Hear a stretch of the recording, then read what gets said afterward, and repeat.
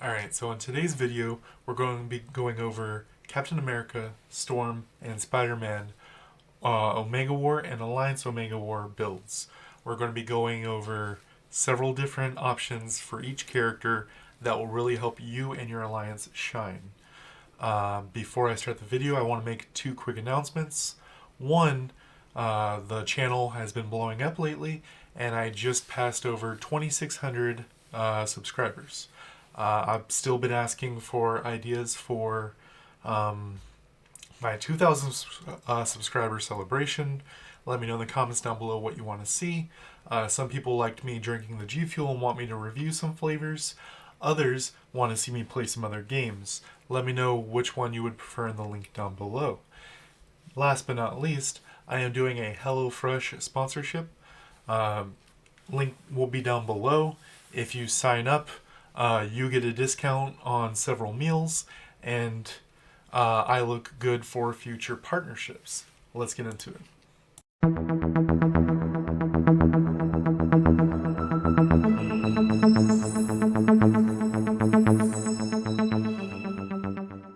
So starting off with Captain America, I have two ability builds here, and this is primarily for Omega War with party members as well as Alliance Omega War. Captain America really shines when you have a team.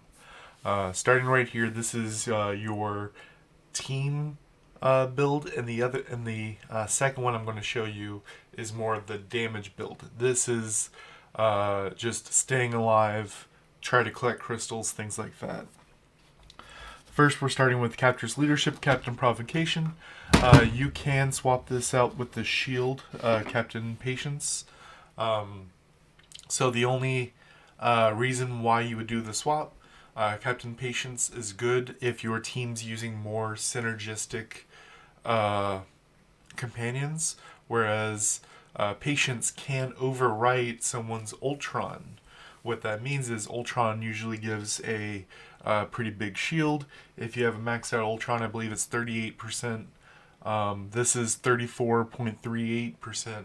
So if we do it at the same time, you get your Ultron, I give you this. I'm actually dealing 3% damage to you.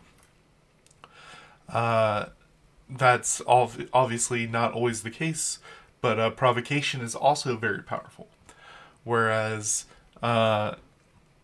you provoke everyone in range, so you get yourself in range and then you provoke. So either they get provoked, or while you're doing the animation to provoke, you're taking 57.3% less damage for 6 seconds. The animation takes 2.5 seconds. So after it's done, you have a 3-second window where you're taking roughly 60% less damage. Next, we go into one of my favorites, Reporting for Duty, Vibranium Rebound. Decent damage, highest guard break, and deals double guard damage to flying enemies. This, with enough guard damage, can single tap someone's guard. What I mean by that is you can have an Iron Man or whoever in the air, throw your shield at him with this ability, and he immediately crashes to the ground. And then we go into Spearhead Forefront. This is the double dash. Also vibranium absorption. So how the shield gauge works is you use absorption abilities to absorb your gauge, and then once you're at 100% of the shield gauge, you can then use a release skill, and I'll show you that towards the end. Untargetable during the dash, it's 2 dashes. I've also enjoyed using forward resolution because it's a little bit quicker. It has a highest guard break instead of medium. A little bit less damage, but more reliable damage and guard break.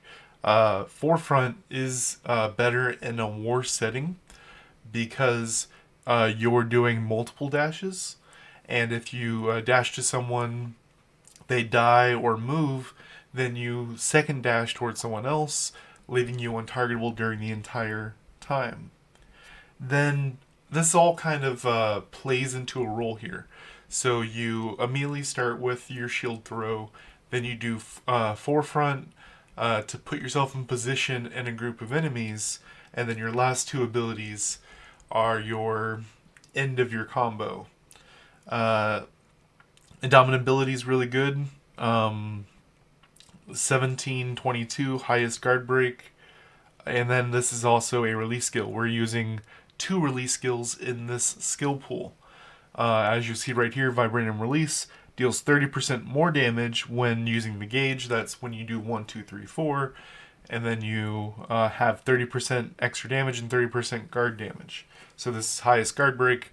Let's say you're doing 75% of someone's guard gauge. This will push it over that hump to 100% and then break their guard. Last but not least, we're going to do Unbreakable Will Shield Impact. I really like this one because you take less damage during the windup, and this build is you're doing some crowd control, some guard breaking and stuff like that, but you're also trying to stay alive. So it's for 2 seconds you're reducing damage by 50%.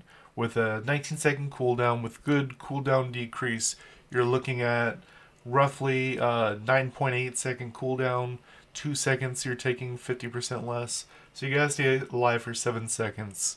You use a dodge, that's 2 seconds of vulnerability. You gotta stay alive for 7 seconds. So, a good amount of the time, 20% of the time, you're taking 50% less damage, which is valuable. Next, I'll show you the second build right here. It's not hugely different, but there are some key differences that will matter when we get to specializations. We had the same conversation about provocation versus patience. Then we go into a new ability. Captain America has 3 different classes of skills. He has Vibranium Absorption, Vibranium Release, which we went over the mechanics, and hand-to-hand combat, which is just a regular damage type skill. So this is quick damage, 9-second cooldown, high guard break, and also a knockback that can work if their guard broken. This being a hand-to-hand combat will come into play when we get into the specializations. Next, we have Reporting for Duty, Precise Attack. We got knockdown and defense down. This will let your damage dealers. This is a semi-damage build and also just CC the team.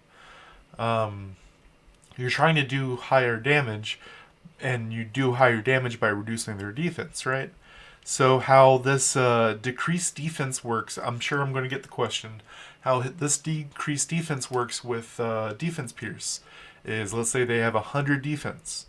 This decreases the actual defense by 20.5%. So they're looking at 72, 71 whatever percent, 71 defense. Then when someone hits them, they're 75. They would take, if they have 75% defense pierce, the 75 will attack these 75% will attack the 71 number. So you take off 75% of 71, and that's their defense for the person hitting them. So this can be really important. It's also a gap closer, putting you in position. And then we're in the same forefront, spearhead, forefront, and forward resolution talk. They both have their ups and downs. Do whichever one works for you. And then as our only release skill, we're either there's 2 release skills. We're either doing Sentinel Liberty as our highest damage skill. This depends on your playstyle. Our highest damage skill, or you can do. I personally enjoy neutralization here. Neutralization, highest guard break, really low cooldown, and also gets rid of buffs. This can be kind of funny because this will wipe off their potions, their enhancers. They can obviously use more enhancers, but you get to be the asshole that wastes their enhancers, right? This can also get rid of, Iron Man damage bonus, Captain Marvel damage bonus. This can get rid of a bunch of bonuses that they can have. Or, Strange gives cooldown and defense peers to this team, things like that. I like neutralization, but Subdue has been working really. The Whirlwind and Indomitability has been working really well for a lot of the top end Captain Americas. Next, let's get into the specializations. Alright, so first I'm going to go over the ones I would recommend for that first build. That's just keeping your team alive and running for the crystals. Then I'll go over the damage one that had the hand-to-hand combat. First, we're going to use Vanguard for defense into attack. Then we're going to use Sharp Shield for increased guard damage. Then we have the I'm going to give you about 5 or 6, but you choose which ones fit your playstyle. Reduce the duration of status effects. So this does not stop status effects from hitting you, it reduces the duration of them. So if you get provoked, you get stunned, you get knocked back, things like that. Decrease damage that you receive. And 1, 2, 3. Do hand-to-hand, damage, regroup, guard recovery. So you can do the damage to HP if you're hitting a bunch of targets. It's not the best, but it's passable. Guard gauge recovery when your guard's broken, whatever. This Undying Will can be really nice, especially in Alliance Omega War. And what I mean by that is HP recovery when under 30% or below. When you run over the crystals, it restores your HP based off of your HP recovery.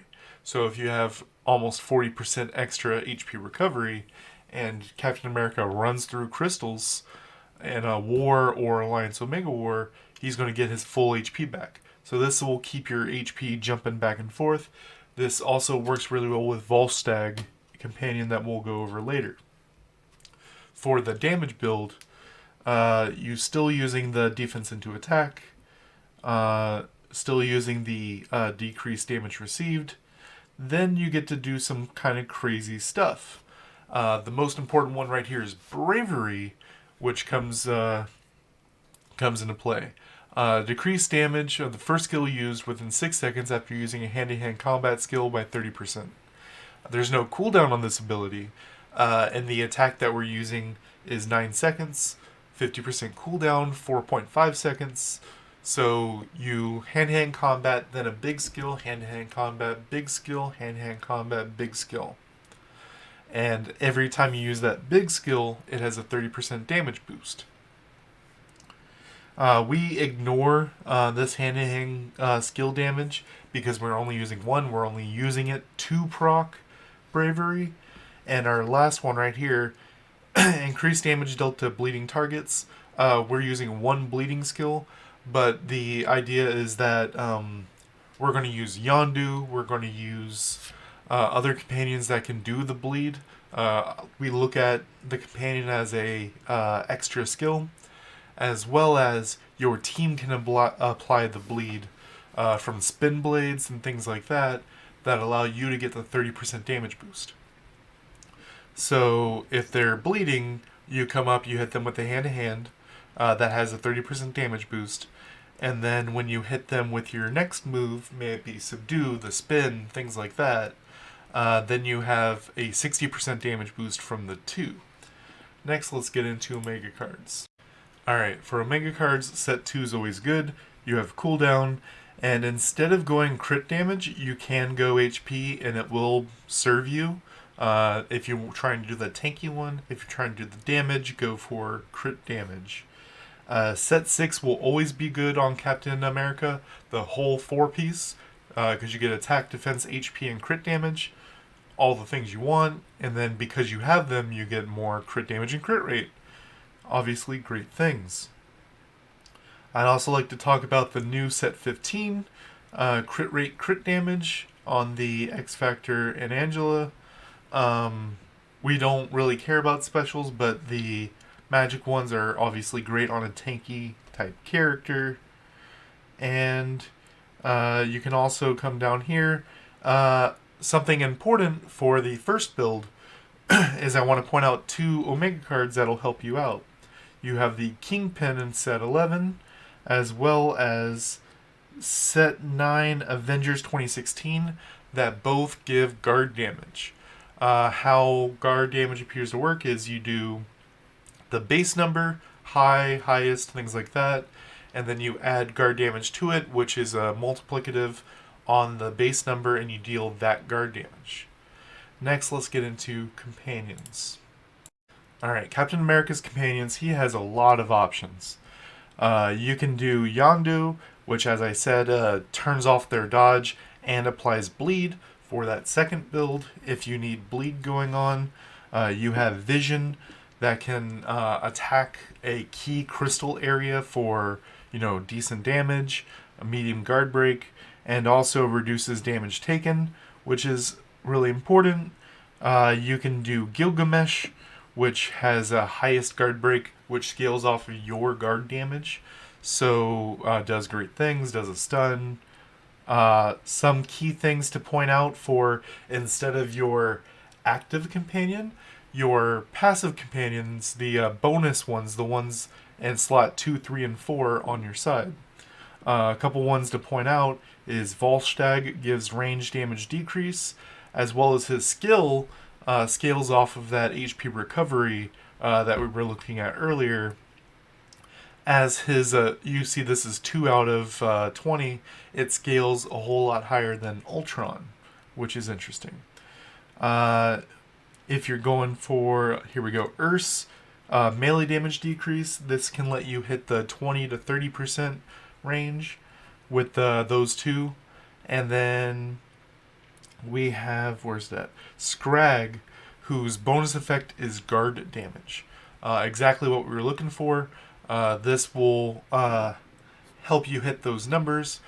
Great thing to think about the 2, 3, and 4 slot for companions is they're helping you hit your breakpoints. 70% here, 80% there, things like that. Last, let's get into costumes. Now for the Captain America costumes, Magardia is clearing the way the best for damage. It's defense HP, things you're always going to want as Captain America regardless of your build. And then Vibranium Release, which is your big damage type skills. If you're trying to do a more defensive Captain America, I do not entirely recommend this, but it has its uses. Xanderth, increasing assistance class skills. You only have one assistant class skill, which is the shield/taunt. If you're going Xanderth, you're going to be going for the shield.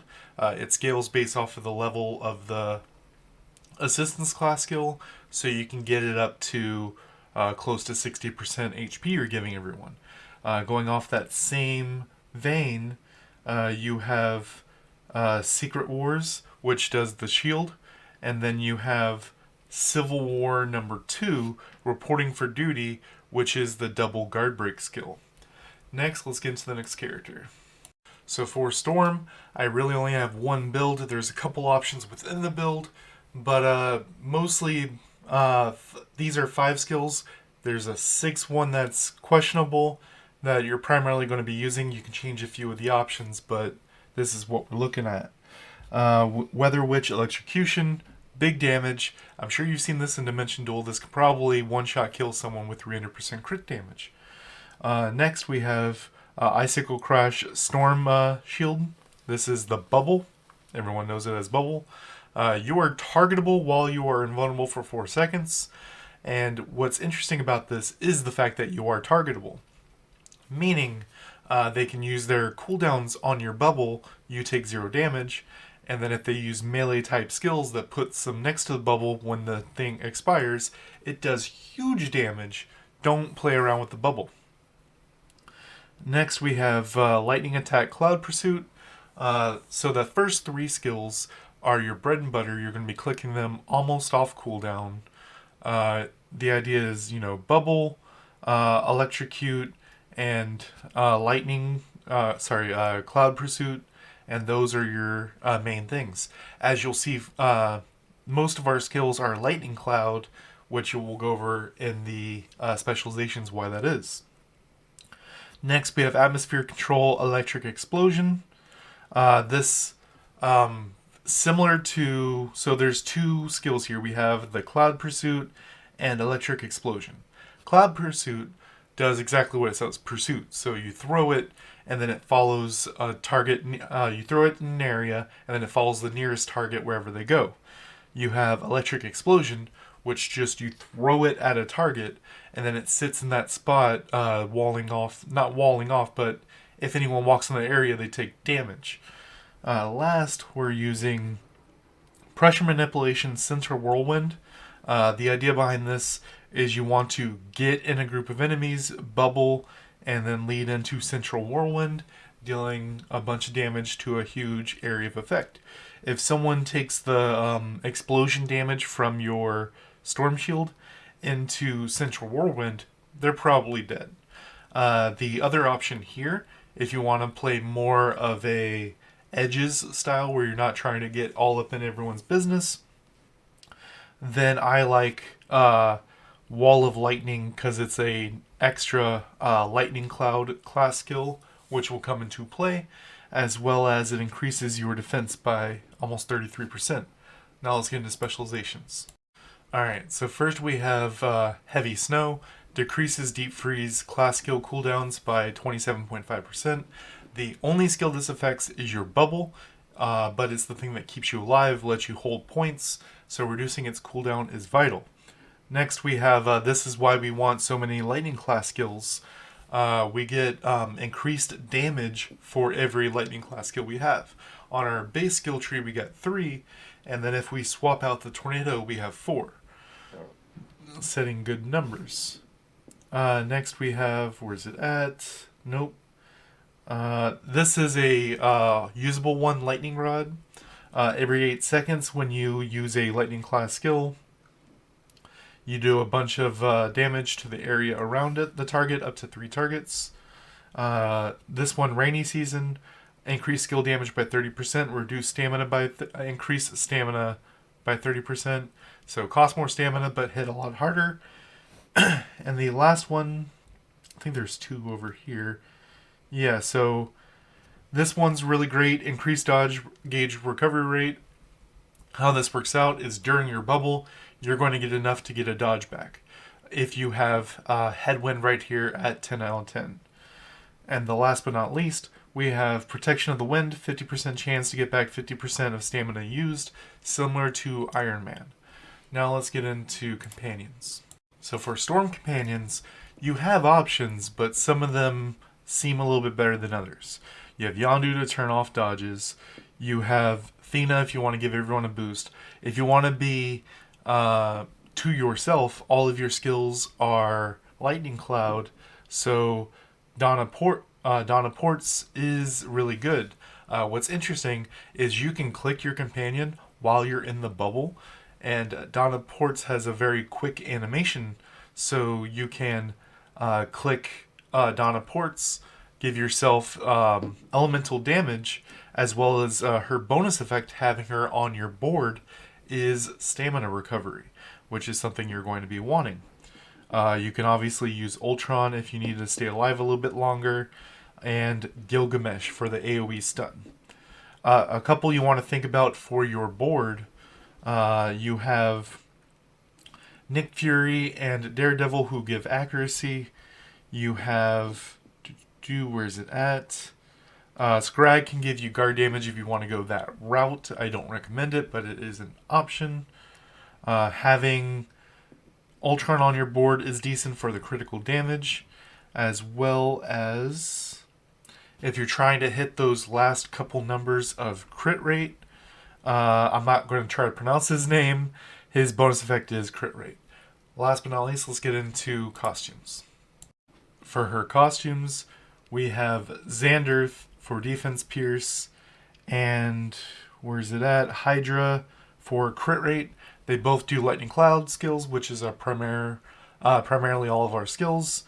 And then for non-regional, 80s for Weather Witch, which is our strongest single target damage.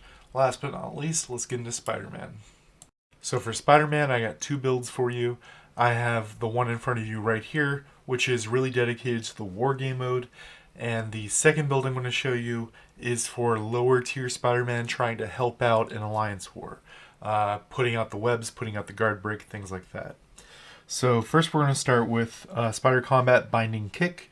High guard break, quick damage, in out almost immediately. The other option here is Tumble Web Shot, which has lower cooldown, but it has lower guard break, has a little bit higher damage, and does a little bit of web. We're not so much worried about web with this build. We're just trying to kill the target. Next we have Web Shot Mastery Web Shot. This is our bread and butter. It does really high damage if it hits the same target and can just kill someone by itself. Next we go into Spider Bola Cross Counter. This is really great as it has high guard break and kind of zones off an area. If you have one of the major crystal spawn points, I have a video down below for Alliance War crystal spawn points and times. Let's say the middle at 557 or 540, whatever, 547. You can be in the middle to set this up where the crystal spawns, as well as whenever stairs come up every 30 to 40 seconds, you can be over at any of the stairs, setting up cross counter to zone the enemy off. Next we have Gyroscope, which has medium guard break. Some people really like Stadium Slam because high guard break and a little bit more damage. But if you look, cooldown is it's over twice as long, and it's a super long animation. We almost saw 2 gyroscopes in the time it took to do 1 Stadium Slam. Gyroscope you're mainly going to use to try to finish off a kill. If someone's low, you hit them with that gyroscope. It's web shooter, it's going to increase in damage, and then try to get the kill. Last, we have Spider Swing Endless Swing. The other option here is Swing Shot, as it does a little bit less damage, but some people like the tracking on the webs a little bit better. They both track just as well. If you hit with the first hit and then they go to run away, both will go after the target as well. The webs will go after, or your target will physically swing. That's actually a key difference for Endless Swing's favor, is if they're running, the animation takes longer, meaning you're untargetable longer. It also has medium versus low guard break, and the cooldown is less. Going on into our second build, this is for the lower tier Spider-Man that just want to help out till they hit that break point where they get swapped to the second build. We're using the Tumble Web Shot because it applies webs. It has low guard break, but we're trying to do both guard break and apply web. Then we have Web Shooter Mastery is still lowest. You do have the option of Focused Web Wrap, which is a little bit less damage, but has a little bit more guard break. But it has twice the cooldown, so you have to gauge. I mean, if you're dead all the time, then sure. But if you're just trying to lay down the web for your higher tier Spider-Man, as the web stacks stack, it's not just your. So if I'm a Spider-Man, you're a Spider-Man. We're hitting a third target. My webs help you proc your cocoon. Your webs help me proc my cocoon. Then we go into Spider Grenade, Web Grenade. This is high guard break, quick animation, also applies web, all we're trying to do. Then we have Spider-Bot Swarm shooters.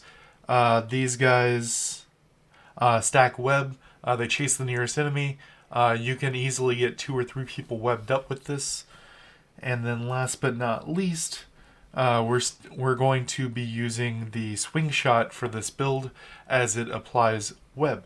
The 6th ability, if you don't like the grenade, if you don't like the swarm, you still use cross counter as its high guard break. Now let's get into companions. For Spider-Man specializations, you really have 3 must-haves and 2 that are an option. The first 2 convert dodge into damage and give you more dodge. Those are things that Spider-Man's always going to want. Then we're using Scorpion's Pursuit. This was nerfed semi-recently. But in Omega War, it lasts 7 minutes, so you have time to use this more than you do in Dimension Duel. The last one, the fourth one is kind of up to you between two options. We have always been using Green Goblin's Madness, but because the cooldown on Spider Swing and a few other things, people have really noticed the minus defense. So if you find yourself dying too much, you also have the option of Web Cartridge Capture. Chance to apply webs when applying web. So this allows you to cocoon the targets more often. I tried a lot of testing to see if this works with Spider-Man Companion, and it's not conclusive. It's hard to tell because this is a chance. It's kind of a low chance, but let me know in the comments down below if you think this triggers off of your Spider-Man summon. Well, next let's get into... So for Spider-Man, you have some pretty interesting options.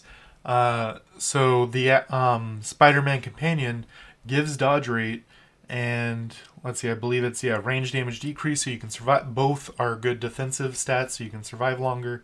The Friendly Neighbor also applies web, which, as I said, Spider-Man's webs help each other.